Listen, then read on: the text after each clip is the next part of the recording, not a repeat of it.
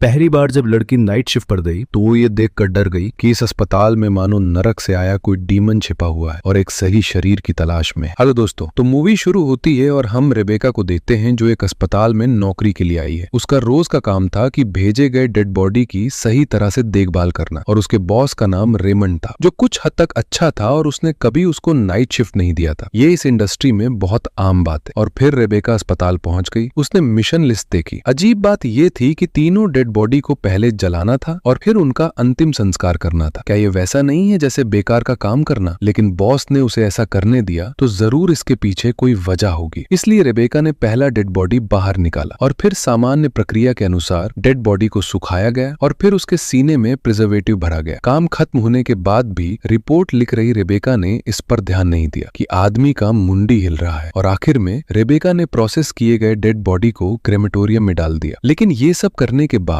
उसे अचानक सिरदर्द होने लगा और जब वह वापस होश में आई तो खड़ी रेबेका ने खुद को चेयर में बैठा हुआ पाया। उसे थोड़ा अजीब लगा। तभी उसके कान में फोन की घंटी बजी और यहाँ पता चला कि रेमंड उससे पूछ रहा था कि वो काम करने कहाँ जा रही है। रेबेका ने रेमंड से कहा, आप परेशान मत हो, और फिर फोन काट दिया। लेकिन उसे नहीं पता था कि दूसरी तरफ रेमंड अपने सीने पर कुछ बना रहा था। और फिर रेबेका ने दूसरे डेड बॉडी को भी संभाल लिया। लेकिन अचानक लाइट कट गई और अस्पताल में ब्लैकआउट हो गया। और फिर रेबेका मोमबत्ती ढूंढने के लिए ऑफिस वापस गई। लेकिन उसने ये नहीं देखा कि उसके पीछे वाला डेड बॉडी बदल रहा था। काफी देर ड्रॉवर में खोजने के बाद रेबेका को सिर्फ एक लकड़ी का डिब्बा मिला जिसमें आग थी। लेकिन उसके अंदर मोमबत्ती नहीं बल्कि एक अजीब पैटर्न वाला कागज था। और फिर रेबेका ने दूसरे डेड बॉडी को पाउडर फर्नेस में डाला और फिर तीसरे डेड बॉडी के पास गई और उस व्यक्ति का शरीर घावों से भरा हुआ था। पता नहीं उसने पहले क्या झेला था। और तभी उसके कानों में डोरबेल की आवाज गूंजी। रेबेका कॉरिडोर में आई लेकिन ये देखकर डर गई कि उसके सामने दो आंखों वाला लाल बालों वाला राक्षस खड़ा है। लेकिन रेबेका ने उस पर ध्यान नहीं दिया और जब वह डेड बॉडी के पास गई तो डेड बॉडी वहां से गायब हो गई थी। और जब वह उलझन में थी तभी फोन फिर बजा। रेबेका ने डरते हुए फोन उठाया लेकिन दूसरी तरफ की आवाज ने उसे झंझना दिया क्योंकि ये उसके पिता की आवाज थी। लेकिन जब रेबेका 14 साल की थी उसके पिता की अचानक मौत हो गई थी। भारी डर बेहोशी में बदल गया और उसने रेबेका को पूरी तरह गिरा दिया। और जब वह फिर से होश में आई तो उसने खुद को घर पर पाया और फिर वह बाथरूम में गई और पिछली रात की सारी बातों के बारे में सोचते हुए क्या ये सब सिर्फ एक सपना था। जैसे ही वह सोच रही थी दरवाजे पर अचानक दस्तक हुई और तभी वहां पर कैली आ जाती है और हम बाथरूम के अंदर मिरर में देखते हैं कि किसी ने लिखा हुआ था लेट मी इन। खैर कैली वहां पर इसलिए आई थी क्योंकि उसने रेबेका की कार को उस ड्रग डीलर की कार के पास देखा और उसको लग रहा था कि शायद से रेबेका फिर से ड्रग्स लेने लग गई होगी। लेकिन वह कहती है कि उसने ऐसा नहीं किया और वह रोने लगती है। तो कैली उसको गले लगा लेती है। लेकिन तभी रेबेका पजेस्ड हो जाती है और वह कैली की उंगली अपने ही दांतों से काटकर उसके हाथ से अलग कर देती है। और फिर वह एक बॉटल ओपनर को उसके ही कान में घुसाकर उसे खत्म कर देती है। रेबेका इससे बहुत डर गई थी इसलिए वह रेमंड को कॉल करके सब बताती है। और रेमंड ये कहता है कि उसे पता था कि ऐसा ही कुछ होगा और रेमंड उसे जल्दी से वापस मॉर्चरी जाने के लिए कहता है क्योंकि वह मॉर्चरी में ही सबसे ज्यादा सेफ है। खैर तभी हम देखते हैं कि कैली पीछे से उठती है और रेबेका की तरफ बढ़ने लगती है। लेकिन रेबेका फोन पर थी तो उसको पता नहीं चलता कि ऐसा हो रहा था कि तभी असली कैली दरवाजे पर दस्तक देती है और उसे बाहर देखकर रेबेका समझ जाती है कि जिसे उसने अभी खत्म किया था वह कोई और ही था, यानी कि वह इंसान तो नहीं था। अब रेबेका चुपके से बाहर निकली और अस्पताल की ओर गाड़ी चलाकर दी। जैसा सोचा था रेमंड काफी देर से वहां इंतजार कर रहा था और उसने आखिरकार सच बता दिया। असल में शैतान नर्क से इंसानी दुनिया में आना चाहता है। उसे बिना आत्मा वाले शरीर में वापस आना होता है। लेकिन सिर्फ इतना काफी नहीं है। सच में जीवित होने के लिए उसे एक शरीर पर कब्जा करना पड़ता है। शैतान इंसानों के डर या दर्दनाक यादों का इस्तेमाल करके उनके मन को पूरी तरह तोड़ देता है और आखिर में शरीर पर नियंत्रण कर लेता है। अब रेबेका उस डीमंस का निशाना बन चुकी थी। रेमंड ने एक शील्ड निकाली जिस पर 4 निशान बने थे। हर डीमन अपने काम के दौरान अलग निशान छोड़ता है। अगर तुम चारों निशान ढूंढ लो और सही प्रतीक बोर्ड पर रख दो तो डीमन का नाम पता लगाया जा सकता है। खैर अब यहाँ पर रेमंड रेबेका को सब कुछ बता पाता। इससे पहले ही रेबेका को डीमन पजेज कर लेता है और वो रेमंड पर हमला कर देती। लेकिन रेमंड ने अपनी चेस्ट पर एक सिंबल बनाया हुआ था जो कि उसे उस डीमन से बचा लेता है। वो जल्दी से मॉर्चुरी के बाहर भाग जाता है और वो समझ गया था कि अब वो रेबेका के लिए कुछ नहीं कर सकता। लेकिन जल्द ही रेबेका को होश आया और उसने रेमंड से उसे छोड़ने के लिए कहा और उसने रेमंड से कहा, मुझे माफ कर दो, तुम दरवाजा क्यों नहीं खोल रहे हो रेमंड? हैरानी की बात है कि डरपोक रेमंड अभी तरीका पूरा भी नहीं कर पाया था और खुद पर ही गुस्सा कर रहा था। और तभी रेबेका ने देखा कि कमरे की सारी खिड़कियां बंद थी। अचानक उसके कान में आवाज आई और वो डर गई ये देखकर कि उसकी दादी, जो बहुत पहले मर चुकी थी, खिड़की के बाहर खड़ी है और डर के मारे रेबेका पीछे मुड़ी तो उसके पिता उसके पीछे खड़े थे। फिर उसने एक स्कैल्पल उठाया और कहा कि अगर बस थोड़ा सा काट लिया जाए तो वे दूसरे दुनिया में मिल सकते हैं। उसकी बेटी वहीं खड़ी रही। तभी उसके पिता अचानक उस पर झपटे और चाकू पकड़े हुए थे, लेकिन अगले ही पल रेबेका वापस पार्किंग में पहुंच गई। वहां पट्टियां और सिलाई के औजार थे। घाव का इलाज करने के बाद रेबेका को सामने पड़े शरीर से छुटकारा पाना था और फिर रेबेका ने एक स्कैल्पल उठाया। उसे पहले एक चीरा लगाना था ताकि प्रिजर्वेटिव अंदर डाला जा सके, लेकिन अगले ही पल रेबेका ने स्कैल्पल उठाया और उसके शरीर को डिकोडर से बांध दिया। तभी फोन बजा और उसी समय उसके दिमाग में लगातार ख्याल चलने लगे। रेमंड ने उसे बताया कि असल में वो शैतान को पूरी तरह खत्म करना चाहता था, इसके लिए उसे अपना थोड़ा सा खून भी दिखाना था। आखिर में रेबेका ने शरीर को सीवेज में धकेल दिया, लेकिन अगले ही पल उसे लगा कि वो उसमें अकेली है और खुद ही बंद गई है। लगता है कि डीमन की ताकत अभी खत्म नहीं हुई है। और फिर उसने रेमंड को फोन किया और फिर उसने रेमंड के बताए तरीके से शरीर को जलाया, लेकिन कुछ भी नहीं बदला। लेकिन दूसरी तरफ रेमंड ने कहा, मैं घंटों से तुम्हें कॉल करने की कोशिश कर रहा हूँ, मैं कभी तुमसे संपर्क नहीं कर पाया। जब से मैं गया हूँ तब से हमारी बात ही नहीं हुई। फिर रेबेका ने कहा, नहीं रेमंड, मैंने अभी तुमसे बात की थी, ठीक है? तो आखिर फोन पर उसे तरीका सिखाने वाला कौन था? रेमंड ने फिर कहा कि नीचे स्टोरेज रूम में एक वीडियो टेप है, वो खुद सब कुछ समझा देगा। ये कहकर उसने जल्दी से फोन काट दिया और फिर रेबेका उस अंडरग्राउंड कमरे में गई जहां जाना मना था। फिर वो कमरे में घुटनों के बल बैठ गई। जल्द ही उसे एक वीडियो टेप मिला, लेकिन जैसे ही उसने उसे छुआ, शेल्फ पर रखी चीजें उसकी तरफ गिरने लगी और डर कर रेबेका जल्दी से वहां से भाग गई। और जैसे ही टीवी चालू हुआ, उसने देखा कि रेमंड फुजो की तरफ इशारा कर रहा था। फुजो की जलती हुई आग बाकी डीमंस के निशान दिखा सकती है। इन निशानों के जरिए डीमन का नाम पता लगाया जा सकता है। फिर उस बोर्ड को उस शरीर पर रखना होगा जिसमें डीमन घुसा हो, और जलाने से पहले एक जरूरी कदम यह है कि प्रिजर्वेटिव और उस व्यक्ति का खून जिसे डीमन ने अपना बनाया है शरीर में डाला जाए। तभी डीमन उस शरीर में फंस सकता है और फिर दोनों को साथ में जला दिया जाता है। और कई साल पहले रेमंड ने बेसमेंट में एक ऐसी औरत को कैद कर रखा था जिसमें डीमन घुसा हुआ था। फिर वो उसके खून का इस्तेमाल करता था। जब भी उसे कुछ करना होता, वो उसके हाथ को काटता और एक बाल्टी में खून इकट्ठा करता। ये थोड़ा अजीब था, लेकिन मजबूरी भी थी। रेबेका ने गाइड स्पेल जलाया और पूरे घर में ढूंढना शुरू किया। जल्द ही उसे दीवार पर शैतान का छोड़ा हुआ एक निशान मिला। थोड़ी देर बाद उसे बेसमेंट में 2 और निशान मिल गए। अब बोर्ड पर आखिरी निशान बचा था, जिसके बाद डीमन की पहचान पता चल सकती थी। और फिर रेबेका बाथरूम में गई और आखिरकार आखिरी टुकड़ा जोड़ दिया। लेकिन सब कुछ बहुत आसानी से हो रहा था और तभी उसके कानों में सरसराहट हुई और फिर बाथरूम की पाइप से पानी तेजी से अंदर आने लगी और जल्दी ही पानी घुटनों तक पहुंच गया। और फिर रेबेका जल्दी से टॉयलेट पर चढ़ गई और फिर उसके दिमाग में 14 साल की उम्र की यादें लौट आई। छोटी उम्र में वह नदी में बेहोश हो गई थी। उसके पिता घबरा कर मदद ढूंढने लगे, लेकिन अफरा तफरी में उनका पैर फिसल गया और उनका सिर पत्थर से टकरा गया। अगले ही पल रेबेका बाथरूम के फर्श से जागी। उसे समझ आ गया कि डीमन उसकी पुरानी दर्दनाक यादों का इस्तेमाल करके उसे तोड़ना चाहता है। जैसे ही उसने आखिरी टुकड़ा जोड़ा, खेल अचानक बदल गया और डीमन का नाम भी सामने आ गया। अब बारी थी डीमन के होस्ट का खून लेने की। और फिर रेबेका बेसमेंट में गई तो उसने एक महिला को बंद देखा और वह महिला बोल रही थी, प्लीज मेरी मदद करो। तो रेबेका ने कहा, तुम्हारे साथ ऐसा किसने किया है? लेकिन रेबेका को लगता है कि ये सब कुछ अजीब है, इसलिए वह उसकी मदद नहीं करती है। और फिर रेबेका शांत हो गई और अब समय था डीमन को खत्म करने का। उसने खून की एक बोतल उठाई, फिर फ्रीजर से आखिरी डेड बॉडी निकाला। यही डीमन के पास आखिरी विकल्प था और सामने वाले को भी अंत का एहसास हो गया था। उसने कोई नाटक भी नहीं किया। रेबेका ने जल्दी से प्लेट उसके सीने पर रख दी और डीमन कुछ पल के लिए शांत हो गया। फिर प्रक्रिया के अनुसार प्रिजर्वेटिव और खून उसके शरीर में डाला गया। उसके माथे पर उसका नाम उभर आया। इसका मतलब अब वो इस जगह से बाहर नहीं जा सकता। जैसे ही रेबेका ने शरीर को ओवन में डाला, डीमन दर्द में तड़प रहा, लेकिन उसे लगा कि सब खत्म हो गया। वो बेसमेंट में कैद औरत को बचाने जाने वाली थी। तभी अचानक एक और डीमन आ गया। पता नहीं कितना समय बीत गया। रेबेका आखिरकार जागी। उसने अपनी बिल्कुल ठीक कलाई को देखा। क्या पिछली रात जो हुआ वो सिर्फ सपना था? लेकिन तभी उसे एक आवाज सुनाई थी जो बेसमेंट से आ रही थी। वो एक औरत की मदद की पुकार थी। और फिर रेबेका ने बिना हिचकिचाए ताला तोड़ दिया। लेकिन अगले ही पल वेलरी पजेस्ड हो जाती है और वो रेबेका पर हमला करने लगती है। लेकिन तभी वहां पर रेमंड आ जाता है और उसकी चेस्ट पर बने सिंबल को देखकर पजेस्ड हुई वेलरी बहुत डर गई थी और अब वो वापस से बक्से में चली जाती है। खैर, अब फिर रेमंड रेबेका को सारी बात समझाता है, क्योंकि रेबेका बहुत डरी हुई थी। वो बोलता है कि वो किसी ऐसे साथी की तलाश में था जो उसकी मदद कर सके डीमन से छुटकारा पाने में। लेकिन जिन लोगों को उसने पहले रखा था वे उस रात की परीक्षा पास नहीं कर पाए। उसे लगा कि उसके साथ धोखा हुआ है। गुस्से में रेबेका वहां से जाने लगी, लेकिन रेमंड ने कहा कि उसके शरीर में अब डीमन की गंध बस चुकी है जो नरक की दूसरी शक्तियों को अपनी ओर खींचती है। अगर जिंदा रहना है तो सिर्फ एक ही रास्ता है, यही रहो। लेकिन रेबेका ने रेमंड की बातों पर भरोसा नहीं किया। उसे लगा कि वो उसका फायदा उठाना चाहता है और वो बिना रुके वहां से निकल गई। बाहर की दुनिया बिल्कुल सामान्य थी। पिछली रात जो कुछ भी हुआ शायद वो सिर्फ एक सपना था। लेकिन अगले ही पल रेबेका के चेहरे पर डर से भरा एक अजीब सा भाव उभर आया, क्योंकि सामने एक डेमन था और वो डर कर फिर से मोर्चरी में चली जाती है। और यहीं पर मूवी